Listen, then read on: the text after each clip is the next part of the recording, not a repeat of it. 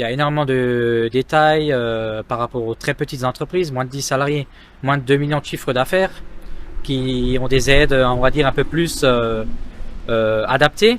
Après, ce qui n'est pas le cas pour les petites et moyennes entreprises, donc au-dessus de 10 salariés. Voilà, après ça dépend aussi de la puissance qu'on a souscrite auprès du fournisseur d'énergie. Donc en dessous de 36 kVA et au-dessus de 36 kVA, c'est encore une fois pas les mêmes aides.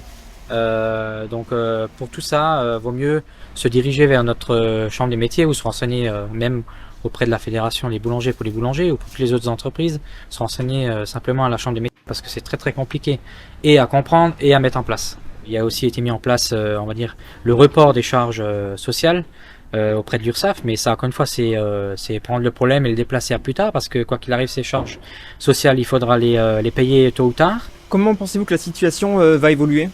Alors évoluer, j'espère positivement, parce que le prix de l'énergie a déjà largement baissé par rapport à fin 2022 et tout début 2023, et ça dépend aussi des décisions politiques qui sont prises au niveau national et au niveau européen. Par rapport à cette indexation du prix de l'électricité sur le prix du gaz, c'est une grosse partie du problème de l'énergie de nos jours. Donc l'Espagne et le Portugal ne sont pas concernés par cette explosion de l'énergie parce qu'ils sont sortis de cet accord-là.